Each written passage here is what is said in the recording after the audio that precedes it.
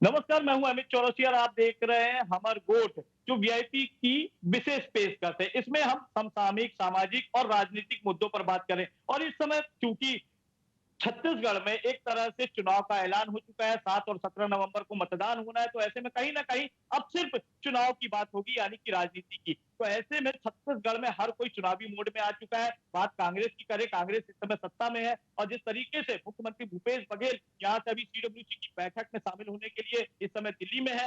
दिल्ली में स्पष्ट कर दिया गया है कि इस बार मिलजुल कर चुनाव को लड़ना है। यानी कि मुख्यमंत्री भूपेश बघेल को जो बड़ा चेहरा माना जा रहा था मुख्यमंत्री के लिए, तो अब वह चेहरा नहीं हो, लेकिन अब मिलजुल कर चुनाव लड़ा जाएगा और इसके बाद पार्टी तय करेगी कि मुख्यमंत्री का चेहरा कौन होगा। वहीं दीगर अगर बात करें भाजपा की, तो भाजपा भी पूरी तरीके से इस समय चेहरा विहीन नजर आ रही है। अब तक यहाँ पर प्रधानमंत्री नरेंद्र मोदी के चेहरे को लेकर सारी तैयारियां की गई है, सारा प्रचार प्रसार उसी के नाम पर किया जा रहा है, क्योंकि रमन सिंह 15 सालों तक यहाँ पर एक बड़ा चेहरा रहे। लेकिन अब बात करें तो मिशन 2023 में उनके चेहरे को धूमिल किया गया है और अब एक तरह से वहां भी चेहरा नहीं है। लेकिन बात होती है चेहरे की, आखिर कौन बनेगा मुख्यमंत्री, तो एक बड़ा सवाल है।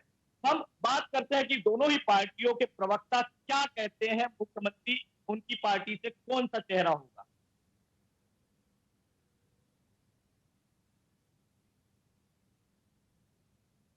देखिए, भारतीय जनता पार्टी ने तो कई मौके पे बहुत स्पष्ट शब्दों में कहा है कि हम सामूहिक नेतृत्व पे लड़ेंगे। सबसे हास्यास्पद स्थिति तो कांग्रेस में भूपेश बघेल की हो गई है। 4.5 साल तक करोड़ों रुपए खर्च करके पोस्टर, बैनर और समाचार पत्रों में इन्होंने विज्ञापन दिया कि भूपेश है तो भरोसा है।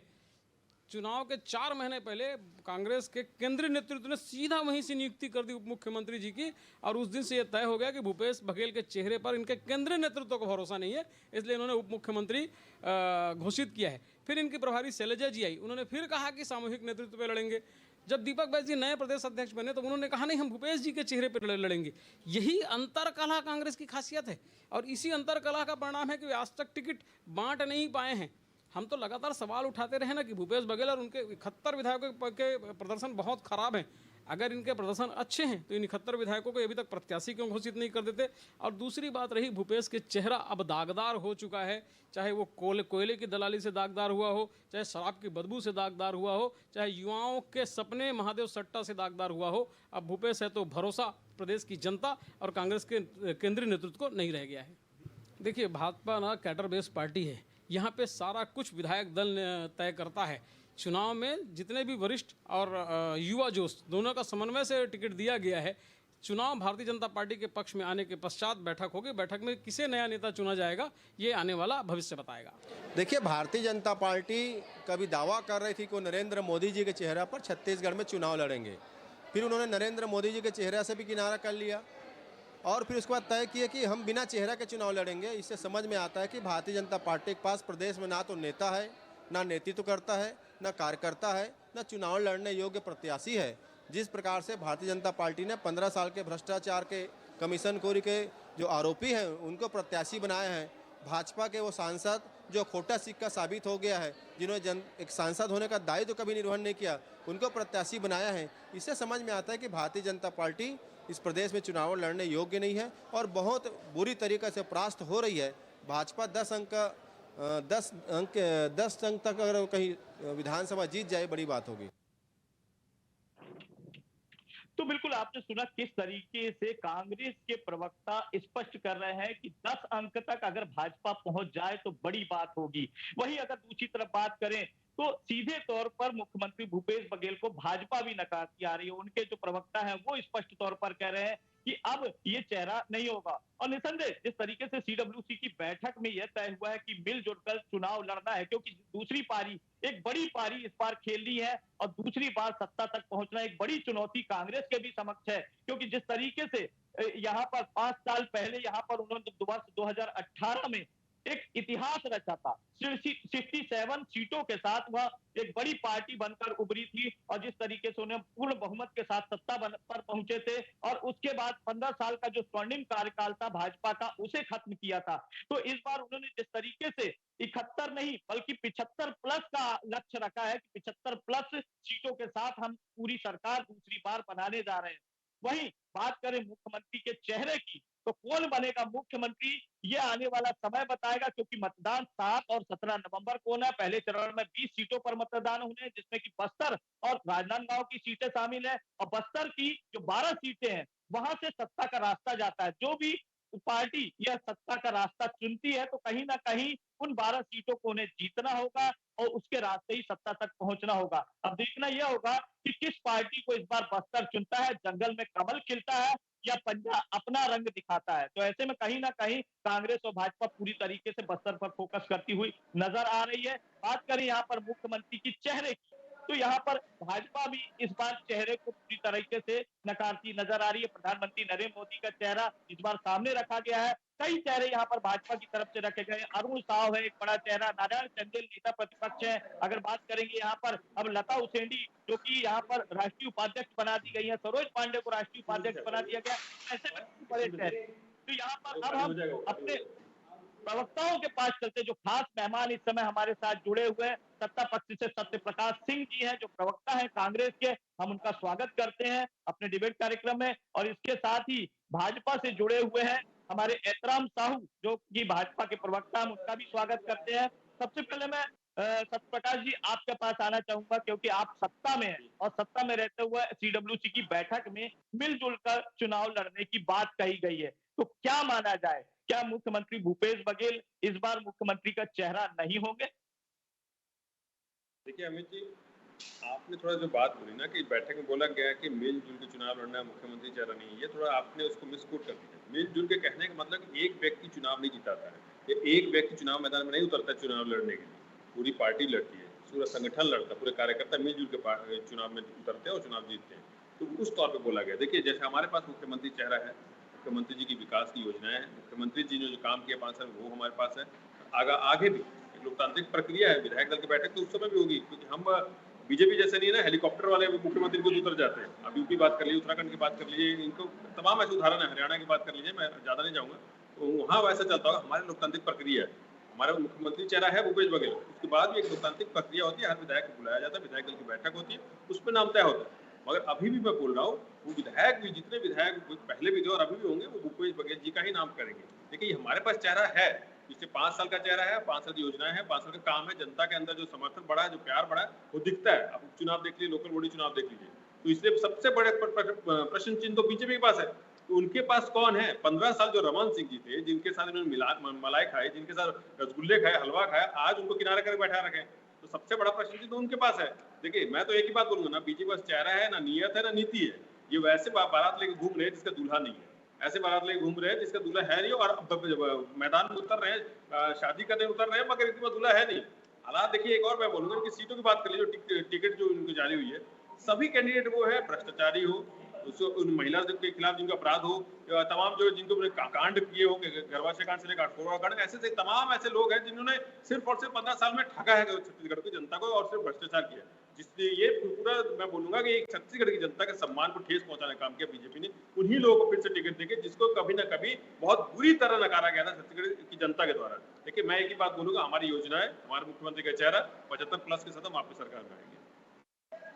बिल्कुल सत्य प्रकाश जी, एक बड़ा सवाल आपने खड़ा किया है। एहतराम जी, मैं आपके पास आना चाहूंगा कि यहाँ पर कांग्रेस पूरी तरीके से एक बड़ा आरोप लगा रही है कि भाजपा के पास ना चेहरा है, ना नियत है, क्या कहते हैं आप?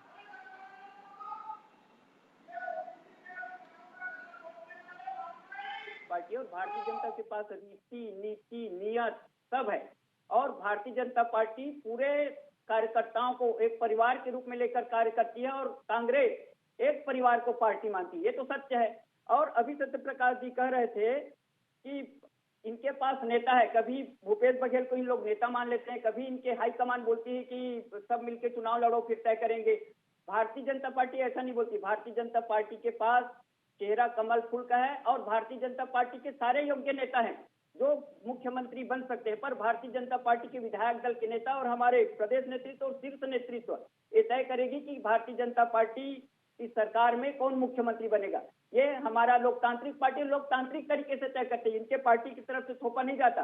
अभी इनके पार्टी कुछ दिन पहले इन लोग नारा देते भूपेश है तो भरोसा है, और भूपेश को देख के चुनाव लड़ेंगे करके, अभी भूपेश को दरकिनार कर दिए। और कभी भी इनकी पार्टी एक नेता नहीं मानी। जब इनके अभी 2018 में जब ये सत्ता में आई तो दो लोग इनके 50-50 के दावेदार थे। 2.5 साल वाला मामला आया, इसीलिए तो अभी 4 महीना पहले अपने एक बड़े नेता को उप मुख्यमंत्री बनाना पड़ा। क्यों उप मुख्यमंत्री बनाना पड़ा? इनमें आज भी एकता नहीं है और भारतीय जनता पार्टी सब प्रकार से सोच विचार कर एकता से कार्य कर रही है। और जब हम पहले 2003 में भारतीय जनता पार्टी की सरकार बनी, उस समय भी हमने किसी को चेहरा तय नहीं किया था। भारतीय जनता पार्टी के विधायक दल ने, भारतीय जनता पार्टी के प्रदेश नेतृत्व ने और भारतीय जनता पार्टी के केंद्र नेतृत्व ने तय किया, रमन सिंह को जवाबदारी दिए। दूसरे बार भी हमने रमन सिंह को हमारे विधायक दल के नेता ने तय किया, तीसरे बार भी विधायक दल के नेता ने तय किया।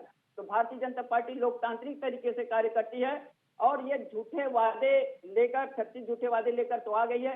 अब ये वादे पूरा नहीं कर पाए हैं, इसलिए अभी तक ये प्रत्याशी घोषित नहीं कर पाए। हमने तो प्रत्याशी घोषित कर दिया, 5 प्रत्याशी हमारे बचे हैं। हमने युवाओं को सम्मान दिया है, महिलाओं को सम्मान दिया है। और भारतीय जनता पार्टी में कोई छोटे बड़े नेता नहीं होते। हमारे सांसद भी हमारे लिए कार्य करते हैं, हमारे विधायक भी एक कार्य करता है और हमारे प्रधानमंत्री भी भारतीय जनता पार्टी के लिए कार्य करता है। इसलिए भारतीय जनता पार्टी सारे को एक कार्यकर्ता के रूप में देखती है और नेतृत्व तय करती है कि इसको क्या जवाबदारी देना है। चेहरा है मुख्यमंत्री का, उस पर आरोप प्रत्यारोप करती नजर आ रही है। लेकिन अगर हम बात करें 15 वर्षों तक रमन सिंह एक बड़ा चेहरा हुआ करते थे छत्तीसगढ़ में भाजपा का, तो कैसे आप देखते हैं कि इस बार वो चेहरा क्यों धूमिल होता नजर आ रहा है, या अब भी एक बार फिर चुनाव के बाद वो चेहरा एक बड़ा चेहरा बन के उभरेगा? क्या कहते हैं?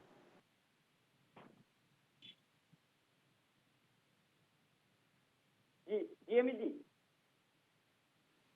सत्यप्रकाश जी, आपको आवाज सुनाई दे रही मेरी?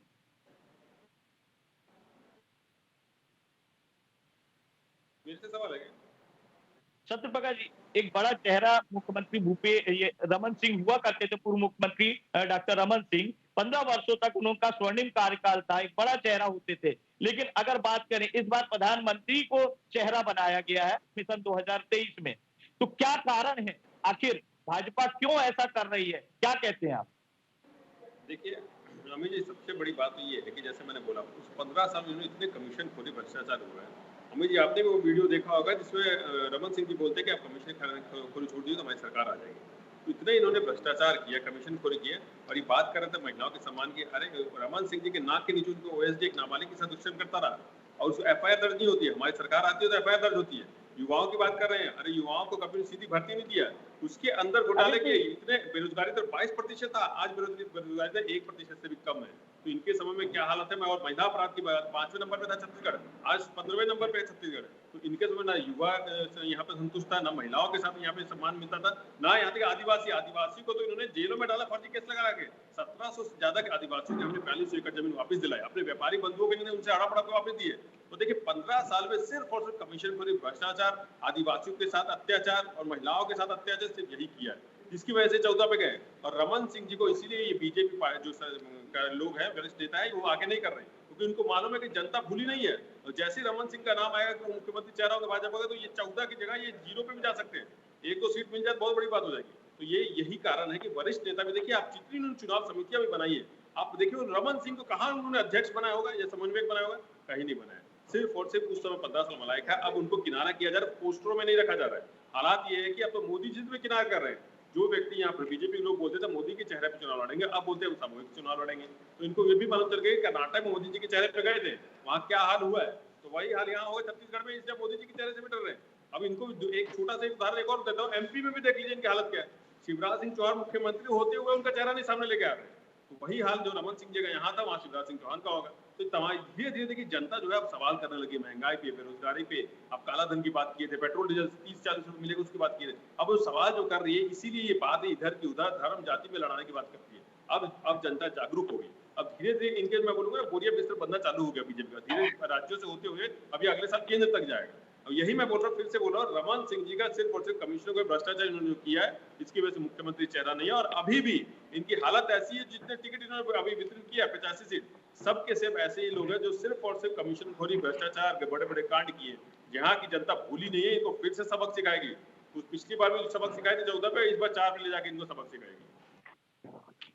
एहतराम जी, एक बड़ा आरोप यहाँ पर सत्यप्रकाश जी ने लगाया है कि पूर्व मुख्यमंत्री डॉक्टर रमन सिंह के निस्सहायक द्वारा एक नाबालिग के साथ बलात्कार किया गया, जो घटना पूर्व में हुई थी। और 15 वर्षों तक उन्होंने पूरी तरीके से छत्तीसगढ़ को लूटने का आरोप भाजपा सरकार पर लगाया है, भाजपा पार्टी पर लगाया है। क्या कहते हैं आप? अमित जी, दुराचार तो कांग्रेस की सरकार में प्रतिदिन हर 2 से 3 महिलाओं के साथ हो रहा है। और जिस दिन कमर छठ होता है, जिस दिन शिक्षक दिवस था, एक शिक्षिका बहन के साथ जसपुर में बलात्कार हुआ। कांग्रेस क्या बात करेगी? और भ्रष्टाचार की बात करें, गोल घोटाला किसके कार्यकाल में हुआ? शराब घोटाला किसके कार्यकाल में हुआ? किसके नेता का पुत्र था? सत्य प्रकाश जी, मेरी बात सुन लीजिए, हड़बड़ाइए मत, बाद में जवाब दीजिए। इतनी हड़बड़ी मत करिए, मैं जवाब दे रहा हूँ। गोल घोटाला किसके कार्यकाल में हुआ? शराब घोटाला किसके कार्यकाल में हुआ? गोठान घोटाला किसके कार्यकाल में हुआ?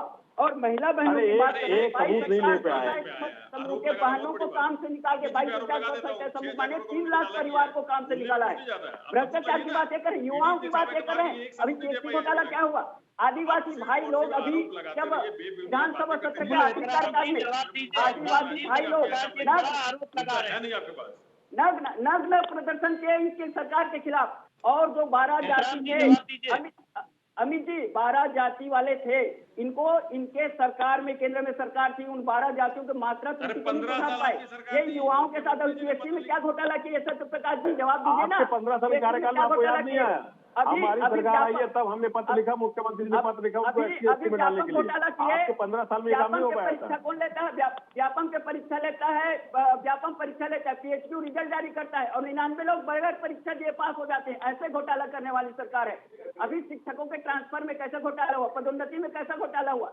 एक विधि इसका नहीं है जो घोटाला में नहीं हुआ। बताइए, सवाल मेरा आपसे और है कि सबसे बड़ी बात है जो बड़े चेहरे की बात हो रही है, क्योंकि कहीं न कहीं छत्तीसगढ़िया मुख्यमंत्री के रूप में मुख्यमंत्री भूपेश बघेल उभर कर आए हैं। उन्होंने न केवल यहाँ पर छत्तीसगढ़ियों का दिल जीता है, उनका मन जीता है। बात तीज त्योहार की हो या हर संस्कृति की हो, परंपरा की हो, उन्होंने हर तीज त्योहार को एक नया स्वरूप दिया है। जिस तरीके से सार्वजनिक अवकाश भी घोषित किए हैं, जिसकी वजह से वो छत्तीसगढ़िया एक छवि लेकर चल रहे हैं। क्या लगता है आपको, इस बार जो 75 प्लस का आंकड़ा पार्टी ने तय किया है, उसको पार पा पाएंगे आप लोग? देखिए अमित जी, आपने अच्छी बात बोली कि पिछले 15 साल में मुख्यमंत्री निवास तो लोगों को ऐसा लगता था जैसे वो बहुत चंद्रयान जैसे वो गया ना, वैसा लगता था कि 15 साल में मुख्यमंत्री निवास लगता था चंद्रमा पे। लोगों को वहां से आसपास जाने में भी घबराहट होती थी। और आज मुख्यमंत्री निवास के अंदर तीज त्योहार मनाया जाता है, महिलाएं वहां जाती है, पुरुष जाते हैं, वहाँ तीज त्योहार मनाया जाता है। ये हुआ है आज। और छत्तीसगढ़ संस्कृति की बात और परंपरा की बात उनको बचाने की बात कभी 15 साल में नहीं किया गया। सिर्फ और सिर्फ कमीशन को अमीरों को यहाँ पे जमीन हड़प के देने की बात। छत्तीसगढ़ यहाँ आप देखिए, गोरेबासी विदेशों में खा रहे लोग, दिल्ली में बैठ के खा रहे लोग, ये हमारी सरकार, हमारे मुख्यमंत्री ये करके दिखाया। देखिए मैं वही बोल रहा हूँ, हमने हर योजना अंतिम व्यक्ति तक पहुंचाई। बस्तर में अंदरूनी इलाकों में खबरें छपती है कि वहां के सरकारी अस्पतालों में 35 साल बाद ऑपरेशन हो रहे हैं। हमने अंदरूनी इलाके तक विकास पहुंचाया, हमने काम करके दिखाया, चाहे वो योजनाओं के तहत बात करिए, चाहे वो छत्तीसगढ़ी संस्कृति की बात करिए, खेलकूद की बात करिए, और सबसे बड़ी बात जो योजना जो अंतिम व्यक्ति तक पहुंची है कि पूरा क्या आप बात कीजिए तो किसान, महिला, युवा, आदिवासी हर वर्ग के लिए जो काम किया, अगर पूरे समाहित करे होंगे तो इसकी वजह से हम बोल रहे हैं कि 75 प्लस जाएंगे, क्योंकि हमने काम किया, उनको चिंता करने की जरूरत नहीं है। लोग उसको चिंता करें जिससे काम नहीं किए। 15 साल की योजना की, 15 साल उन्होंने क्या कथा करें विकास की, उसकी बात नहीं करेंगे। 9 साल की मोदी की बात करेंगे। क्यों भाई, आप तो बोलते कि 15 साल में बहुत काम किया, तो 15 साल के बाद आप क्यों नहीं बोलते हो कि हमने 15 साल ये किया है? आप मोदी को क्यों लेके आ रहे हो? आप मोदी के 9 साल की बात क्यों कर रहे हो? तो यही दिखता है कि 15 साल ये खुद मानते हैं कि हमने कमीशन खोरी की है, हमने सिर्फ घोटाले किए। इन्होंने 15 साल में 34 घोटाले कर डालते, 1 लाख करोड़ से ज्यादा का घोटाला इनका। शराब को नहीं छोड़ा, घोटाला को नहीं छोड़ा, युवाओं को नहीं छोड़ा, आदिवासियों को नहीं छोड़ा, महिलाओं को नहीं छोड़ा, कोई वर्ग ऐसा नहीं था जिसको इन्होंने नहीं छोड़ा हो। हर वर्ग के अंदर घोटाला, हर वर्ग के अंदर कांड, बड़े बड़े कांड, घोटाले छोटे कांड करते थे ये लोग। गर्भाशय कांड, आग फोड़वा कांड, तो इन्होंने सिर्फ और सिर्फ भ्रष्टाचार, घोटाला कांड, यही सब किए। इसकी वजह से इनके हालत ये थे। और हमने हर वर्ग के लिए काम किया है, संस्कृति के तहत भी काम किया, पारिवारिक के तौर पे भी काम किया, समाज के लिए भी काम किया। तो हमने इसीलिए मैं बोल रहा हूँ कि हर किसी का आप समाजित करोगे तो हम 75 प्लस के साथ जाएंगे। और यही दावे के साथ हम बोलते हैं, हमारी पार्टी बोलती है, हमारे माननीय मुख्यमंत्री जी बोलते हैं। जैसे मैं बोला, हमने काम किया है, इसमें हमको चिंता करने की जरूरत नहीं है। 75 प्लस के बाद वापिस आएंगे। अमित जी, आप ही के साथ मैं फिर से टीवी डिबेट में बैठूंगा और 75 प्लस के साथ रहेंगे।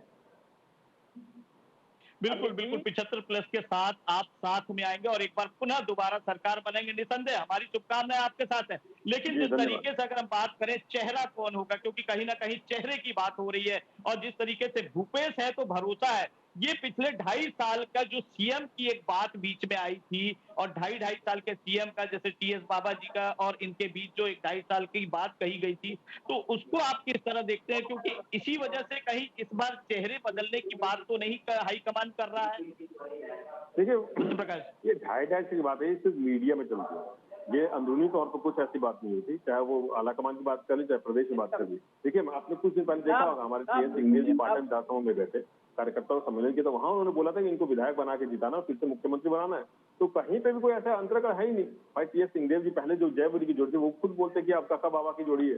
तो हमारे अंदर ऐसा कोई अंतर्कल नहीं है। देखिए, उस समय भी यही बात हुआ था, विधायक दल की बैठक हुई थी, भूपेश बघेल मुख्यमंत्री बने थे, तो एक लोकतांत्रिक प्रक्रिया है, फिर से विधायक दल की बैठक होगी। जैसे मैंने बोला, हर विधायक तब भी और अभी भी जो भी बनेंगे, भूपेश बघेल जी को चाहेंगे, क्योंकि भूपेश बघेल जी ने काम किया है। हम जनता के बीच में उन्हीं के नाम पे लेके जाएंगे, हम जनता भी उनकी योजनाओं को लेके जाएंगे जो हमारी सरकार ने किया है।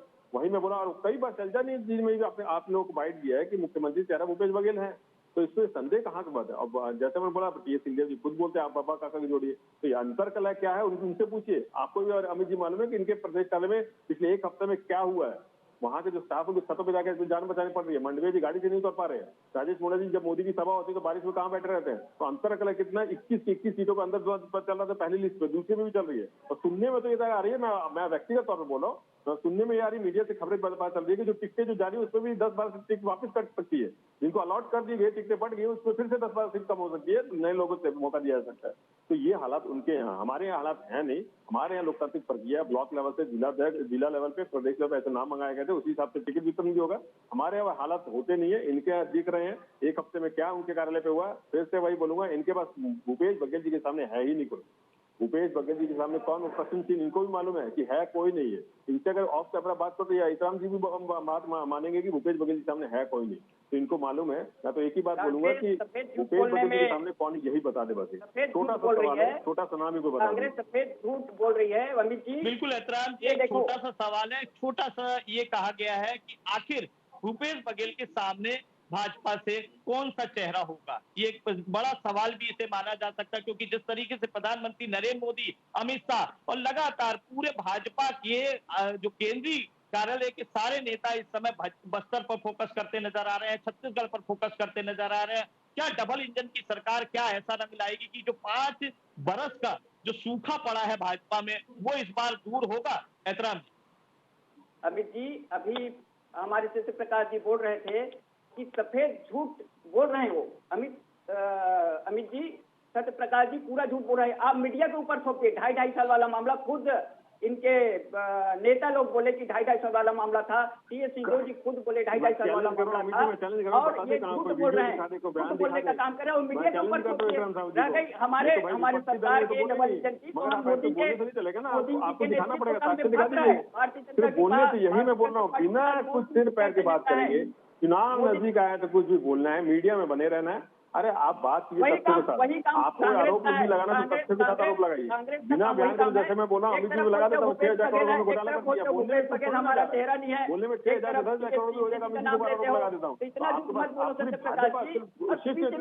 दिल्ली से शुरू हो जाता है, मोदी जी से लेकर यहाँ के नेताओं से सिर्फ जुमलेबाजी, सिर्फ झूठ भ्रम, इसके अलावा कुछ इनके पास बचा नहीं है। जाति धर्म लड़ाना यही इनका काम है। चुनाव नजदीक आया तो और ज्यादा करेंगे। हमको मालूम है, हमने काम किया, इससे इनको सोचने की जरूरत है। इन्होंने 15 साल क्यों ऐसा क्या किया कि 14 पे गए, और अभी ऐसा क्या किया कि एक चुनाव भी कांग्रेस ने, ऐसा क्या हुआ कि जनता कांग्रेस ने युवा हो, महिला हो, छोटे बच्चियों को भी करने का काम किया है। प्रकाश जी, आपका जो कहना था, कई आरोप लगाए और यहाँ से भी बात करी एतराम जी ने।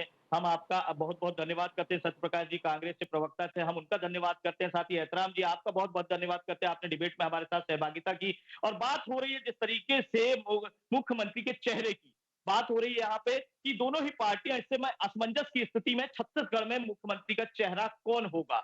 आखिर क्या कारण है कि यहाँ पर मुख्यमंत्री के चेहरों को लेकर असमंजस बना हुआ है दोनों ही पार्टी में? सत्ता पक्ष एक तरफ सीडब्ल्यूसी में मिलजुल कर बात कर रही है कि मिलजुल कर चुनाव लड़ना है, मजबूती के साथ लड़ना है, एकता के साथ लड़ना है, तो कहीं ना कहीं कुछ बात है। तो ऐसे में इस समय छत्तीसगढ़ में मुख्यमंत्री के चेहरे को लेकर सियासत जारी है। और हमर गोठ में आज हम इसी पर चर्चा कर रहे थे कि हमर गोठ में कौन बनेगा मुख्यमंत्री और कौन होगा बड़ा चेहरा। तो इस पर आज हमने बात की। पुनः एक नए मुद्दे के साथ आपके समक्ष फिर नए मुद्दे के साथ होंगे। तब तक के लिए नमस्कार।